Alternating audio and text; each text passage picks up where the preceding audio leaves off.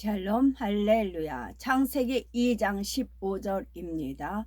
여호와 하나님이 그 사람을 이끌어 에덴 동산에 두어 그것을 경작하며 지키게 하시고. 아멘. 창세기 강의 쉬운 5번째, 공룡 3번째입니다.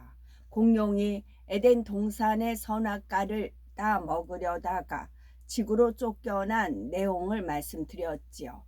그런데 공룡들은 지구로 쫓겨났으면서도 잘못을 깨닫지 못했습니다. 후회하거나 자숙하는 모습이 아니었지요. 오히려 억울해하였습니다.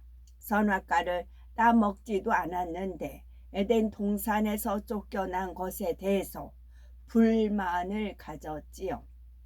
우리들은 내 자신의 잘못으로 징계를 받거나 지적받았을 때 마음이 어떠하십니까? 마음이 겸손한 사람은 소자가 지적을 해도 달게 받습니다. 그 지적하는 내용이 내 자신에게 전혀 해당되지 않는다 해도 일단은 그러한가 하고 내 자신을 점검하지요. 그런데 지적받을 만한 일을 했으면서도 지적을 잘 받지 못하는 사람들이 있습니다. 그들은 여러 부류로 나뉘는데 먼저 자신의 잘못을 인정하는 듯 하지만 지적받기를 싫어하는 사람이지요. 나도 내가 잘못한 것을 알게 민망한데 굳이 이렇게 지적하셔야 하나라고 속상해합니다. 또한 이런 부류도 있습니다. 자신도 잘못하긴 했지만 다른 사람의 잘못이 더 크다라고 생각하는 경우이지요. 잘못이 더 큰 사람은 그냥 두고 자신만 지적한다고 생각하여 지적하는 사람에게 불만을 갖기도 합니다. 이 외에 자신은 그럴 만한 이유가 있었는데 그것은 몰라주고 지적만 한다며 서운해하는 경우도 있지요. 심지어 지적해 주는 말을 감정적인 말로 되받아치는 사람도 있습니다. 당신이나 잘하라고 하거나 남의 일에 상관하지 말라는 식의 말로 지적을 물리쳐 버리는 경우이지요. 이런 사람은 너무나 마음이 너무도 교만한 것입니다. 잠언 13장 10절에 교만에서는 다툼만 일어날 뿐이라 권면을 듣는 자는 지혜가 있느니라 했습니다. 잠언 29장 1절도 말씀하기를 자주 책망을 받으면서도 목이 곧은 사람은 갑자기 패망을 당하고 피하지 못하리라 하였지요. 그러므로 우리들은 지적이나 권면을 달게 받을 줄 아는 지혜로운 분들이 되셔야 되겠죠. 공룡은 지구가 참 좁게 느껴졌습니다. 그동안 지구와 비교할 수 없을 만큼 광활한 에덴 동산에 살았기 때문이지요.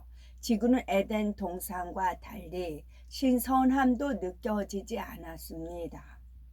에덴 동산은 영에 속한 세계이지만 지구는 육의 세계입니다. 또한 에덴 동산은 아담의 영향력이 직접 미치는 곳입니다. 모든 사람과 동물들도 아담의 권세에 순응하며 조화롭게 살지요. 지구도 물론 아담의 권세 아래 있었지만 그 영향력이 에덴 동산만큼 미치지는 못했습니다. 더구나 공룡이 지구로 쫓겨난 후 한동안 아담이 지구를 왕래하지 못하게 되었지요. 이에 공룡은 마치 선진국에 살다가 문명이 뒤처진 후진국으로 쫓겨난 것 같은 느낌을 갖게 되었습니다. 뿐만 아니라 공룡은 지구의 짐승들이 참 하찮게 보였습니다. 공룡은 영의 세계에서 창조된 존재입니다. 아담 곁에서 오랫동안 함께 했기에 나름대로 지혜로운 면도 있었지요. 반면 지구의 동물들은 육적인 존재요. 혼의 작용을 하긴 하지만 지적인 능력이 매우 낮았습니다. 그저 본능에 따라 먹이를 찾아 섭취하고 번식할 뿐이었지요. 또한 공룡은 지구의 동물들이 눈에 차지 않았습니다. 전에 에덴 동산의 동식물은 지구의 것과 같은 종류라 해도 빛깔이 더 곱고 생김새도 수려했습니다. 사자를 예를 들면 털의 빛깔이나 생김새가 지구의 사자는 에덴 동산의 사자보다 훨씬 못한 것입니다. 다른 모든 동물들도 마찬가지였지요. 이에 공룡은 지구의 동물들을 볼품없고 하찮은 존재로 여겼습니다. 여기에 공룡은 지구의 동물들이 자신들에 비해 크기가 매우 작은 것을 가지고도 무시하기 시작했습니다. 에덴 동산에 있을 때는 자신들보다 크기가 작은 동물들을 무시하지 않았지요. 그때는 악이 없었기 때문입니다. 그런데 지구로 쫓겨와 악에 물들게 되니 이제 다른 동물들이 작다는 이유로도 그들을 하찮게 여겼던 것입니다. 공룡은 이처럼 지구에 와서 눈에 보이는 모든 것을 무시했으며 존중하지 않았습니다. 반대로 자신들은 굉장히 뛰어난 존재라는 우월 의식을 갖게 되었지요. 공룡들은 이런 우월 의식으로 인해 자신들이 지구를 지배하는 왕이요 신과 같은 존재라고 여기기에 이릅니다. 우리가 힘과 지혜로 지구의 모든 것 위에 군림할 수 있다. 에덴 동산을 다스리는 아담처럼 모든 만물을 창조하신 하나님처럼 될 수 있다라는 생각까지 품게 되었지요. 그 마음이 너무나 높아지고 말았던 것입니다. 지구로 내쫓긴 공룡의 상태를 종합해 보면 먼저는 심히도 억울한 감정이 있었고 여기에 너무나 지나친 우월감이 가득했습니다. 공룡들이 이렇게 악한 생각과 감정을 어떤 제재도 없이 품고 발산하게 된 이유는 육의 공간이 지구에 있었기 때문이지요. 공룡은 이미 사단의 역사를 받는 상태에서 지구로 내쫓겼습니다.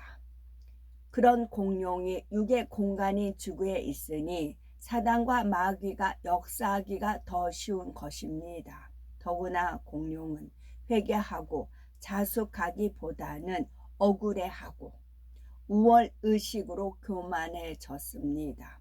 다른 동물들은 안중에도 없었지요. 완전히 사단의 밥이 되었습니다. 공룡들은 빠르게 악에 물들었고 난폭해졌습니다. 그 중에서도 반란을 주동했던 공룡들이 가장 난폭해졌습니다. 사람들 중에도 낮은 위치에 있을 때에는 겸손해 보였는데 높은 위치에 오르면 이내 교만해지는 경우가 있습니다. 아랫사람일 때에는 마음에 교만이 있다 해도 어차피 자기 마음대로 할 수 없으니 교만이 겉으로 드러날 기회가 적습니다. 그런데 직분이 높아져서 자기 마음대로 할 수 있는 권한이 생기면 그때는 교만이 드러나는 것입니다. 자기의 권세로서 다른 사람들을 힘들게 만들면서도 정작 자신은 모르지요. 우리 일꾼들은 그렇게 되지 않도록 늘 스스로 경계해야 되는 것입니다. 예전에는 내가 순종하는 사람이었는데 이제는 쉽게 지시하고 명령하는 사람이 되어 있지 않은가. 예전에는 윗사람이 얘기하면 무조건 아멘으로 받았는데 이제는 이유나 핑계를 대며 불순종하고 있지는 않은가. 예전에는 누구든지 섬기려는 마음이었는데 이제는 섬김받기 원하는 마음이 아닌가. 이런 분야를 항상 점검해 봐야 되겠지요. 꼭 어떤 행함이 아니라 말 한마디라도 상대를 섬길 수 있는가 하면 상대를 무시할 수도 있습니다. 직분이 높아질수록 마음은 낮아져야 합니다. 마태복음 23장 11절에 우리 예수님께서도 너희 중에 큰 자는 너희를 섬기는 자가 되어야 하리라 말씀하셨지요. 이 말씀대로 진정 큰 자가 윗사람이 되면 아랫사람들이 마음으로 순종하며 따릅니다.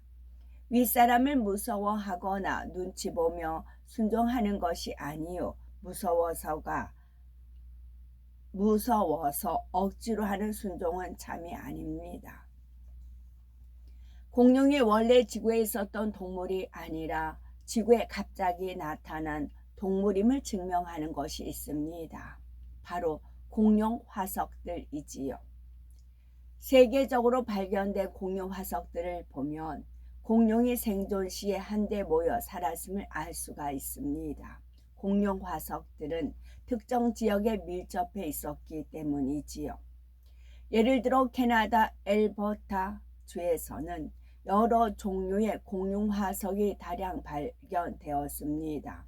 그 중에는 새끼부터 다 큰 공룡까지 다양한 크기를 보이는 300마리 단일종 공룡 화석이 산출되기도 했다지요.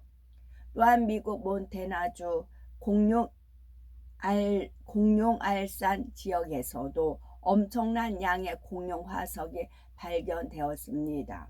그 중에서 어떤 종류의 공룡 화석은 2km 이내에 약 40개가 발견되었다지요.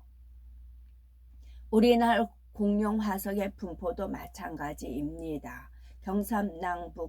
경상남북도와 전라남도 등 남부 지방에서 공룡 화석이 알, 골격, 발자국의 형태로 다량 발견되었습니다.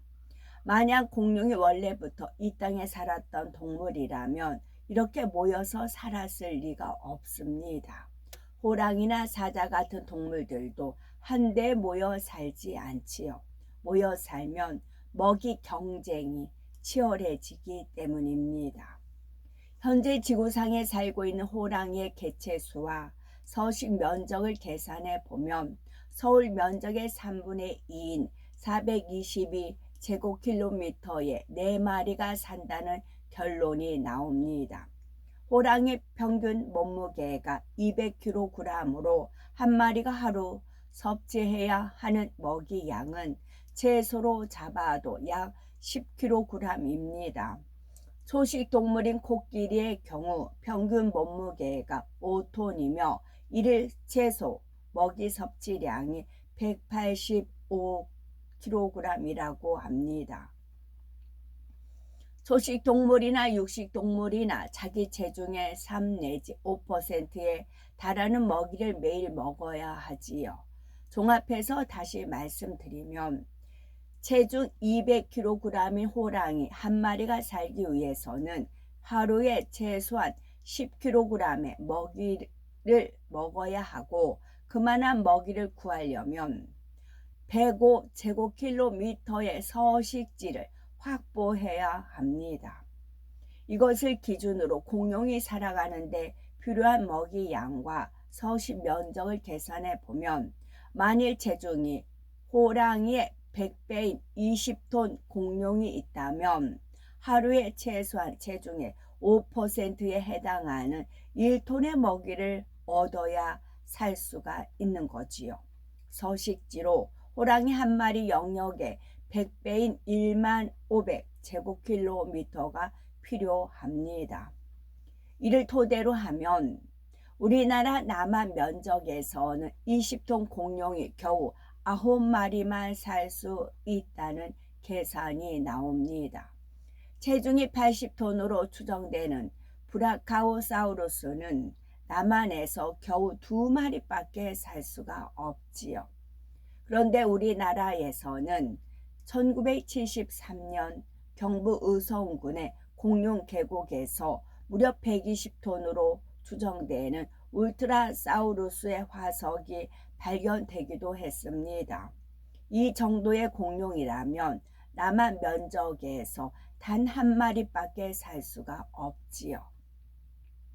그런데 동시대의 것으로 추정되는 다른 종류의 공룡 화석들이 많이 발견되었습니다. 이것만 보아도 공룡이 원래 지구에 있었던 동물이 아니라 지구에 갑자기 나타나서 잠깐 살다가 사라진 동물임을 알 수가 있지요.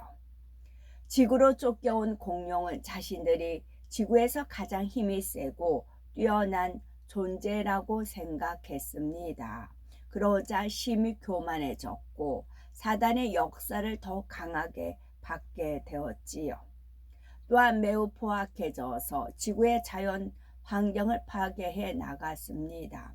덩치가 워낙 큰데 거침없이 다니다 보니 다른 동물들을 밟거나 다치게 하는 일도 생겼습니다. 심지어 다른 동물을 죽이기도 했지요. 처음에는 고의가 아닌 실수였습니다. 그런데 공룡이 점차 악해지면서는 임의로 다른 동물을 해치는 일이 일어났지요. 그 결과 지구는 짧은 시간 동안에 공룡들에 의해서 심하게 파괴되어 갔습니다. 비유를 들면 서너 평 되는 아름다운 꽃밭이 있다고 합시다.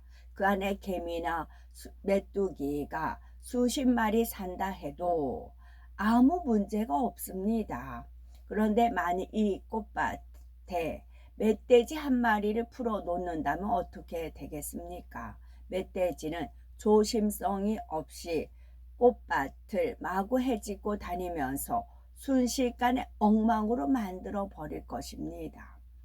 공룡이 오기 전까지 지구의 동물들은 조화를 이루며 평온하게 살았습니다. 그런데 공룡이 오면서부터 조화가 깨어졌지요. 공룡들이 마치 무법자처럼 활보하고 다녔기 때문입니다.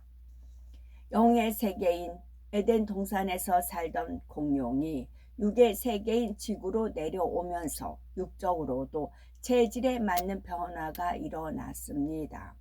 공룡들이 에덴 동산에서 무엇을 먹는 것은 식욕을 채우기 위함이 아니었지요. 몸에 필요한 에너지를 공급하고 더욱 충만해지기 위함이었습니다. 안 먹어도 배고픔을 느끼지는 않았습니다. 또한 에덴 동산에서는 먹이를 섭취하면 체내에 100% 분해가 되었지요. 대부분이 에너지원으로 흡수가 되었고 필요 없는 성분은 호흡할 때에 공기 중으로 배출되었습니다. 따라서 배설할 일이 없었습니다. 그런데 이 땅에 내려온 후로는 이 땅의 동물들처럼 무엇을 먹으면 배설을 해야 했지요. 공룡이 지구에 온 후로 배설하기 시작을 하면 에덴 동산에 있을 때는 공룡이 지구에 온 후로 배설하기 시작했다면 에덴 동산에 있을 때는 공룡의 몸에 배설 기관이 있었을까요? 없었을까요? 하나님께서는 앞으로 될 일을 미리 아시고 처음부터 배설 기관을 만들어 놓으셨습니다. 에덴 동산에서는 배설할 필요가 없기에 그 기능을 하지 않다가 지구에 온 후로 기능하기 시작을 하였지요. 소화기관도 마찬가지입니다. 공룡은 에덴 동산에서 채식만 하였지요. 그런데 일부는 지구에 온 후로 육식도 했습니다. 소처럼 풀만 먹던 동물이 어떻게 갑자기 고기를 먹을 수 있나 라고 생각할 분도 있을 수 있습니다. 그런데 하나님께서는 애초에 공룡의 소화기관을 육식을 해도 가능할 수 있게 만드셨다는 거지요. 참고로 발견된 공룡 화석 중에 3 내지 5%만 육식 공룡의 화석으로 추정을 합니다. 95% 이상이 초식 공룡의 화석이지요. 따라서 공룡이 지구로 쫓겨난 후 아주 일부만 육식 공룡이 되었던 것을 알 수가 있습니다. 공룡 중 일부는 어떻게 육식을 하게 된 것일까요? 공룡들이 육의 차원인 지구에 떨어지자 배고픔을 몹시 느끼게 되었습니다. 그 큰 덩치를 유지하기 위해서는 막대한 양의 먹이를 먹어야 했지요. 보이는 대로 과일이나 풀을 뜯어 먹었지만 에덴 동산과 달리 만족스럽지가 못했습니다. 먹어도 허기를 채우기 어려웠지요. 에덴 동산에서 양질의 과일을 먹었던 공룡이기에 지구의 먹잇감이 양에 차지 않았던 것입니다. 그러던 중 공룡 중에서 어떤 종류는 실수로 지구의 동물들을 죽였고 피 냄새를 맡게 되었지요. 허기진 상태에서 피 냄새를 맡은 공룡들은 급기야 그 고기를 먹기도 했던 것입니다. 이렇게 하여 육신 공룡이 생겨났지요. 그 결과 지구에는 영육 간의 질서가 파괴되기 시작했습니다. 공룡은 지구의 환경을 훼손함으로써 육의 자연 질서를 파괴했고 동물들을 멸시하고 해침으로써 하나님의 창조 질서를 어그러뜨린 것입니다. 공룡들은 시간이 지날수록 더 많은 동물들을 함부로 죽였고 배를 채우기 위해 과일과 풀들을 엄청난 속도로 먹어치웠습니다. 그대로 놓아두면 과일 나무나 풀 종류가 멸종될 수 있는 상황이 되었지요. 이것이 과연 가능한 상황이지 비유해서 설명을 하면 코끼리 한 마리가 하루에 섭취하는 먹이 양은 약 185kg입니다. 이것이 얼마나 많은 양일까요? 마른 풀을 꾹꾹 눌러서 가로, 세로 높이가 약 1m인 부피로 쌓이면 약 30kg 정도라고 합니다. 코끼리 한 마리는 그런 건초 더미를 하루에 6개 이상 먹어야 하지요. 이것을 기준으로 초식 공룡 한 마리의 먹이양을 계산해 보면 대표적인 초식 동물인 브라카오사우루스는 그 몸무게를 약 80톤으로 추정을 합니다. 생명 유지를 위해서는 하루에 자기 몸무게의 약 3에서 5% 먹이를 섭취해야 하지요. 채소로 잡아 3%로 계산하면 하루에 2.4톤의 풀을 먹어야 합니다. 가로 세로 높이가 약 1m인 건초더미 한 개가 30kg이니까 브라키오사우루스는 그것을 매일 80개씩 먹어야 살 수 있는 것입니다. 만일 20톤 무게의 공룡이 육식을 한다면 몸무게의 5%인 1톤의 고기를 먹어야 하지요. 이는 호랑이 5마리에 해당하는 양입니다. 호랑이의 평균 몸무게를 200kg로 보기 때문이지요. 그런데 에덴 동산에서 지구로 쫓겨난 공룡이 한두 마리입니까?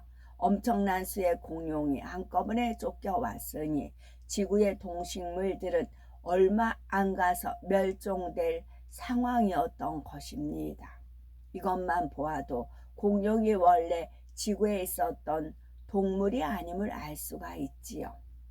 세상의 과학자들은 공룡이 지구의 지질학적 역사 중 중생대에 살았다고 하지요.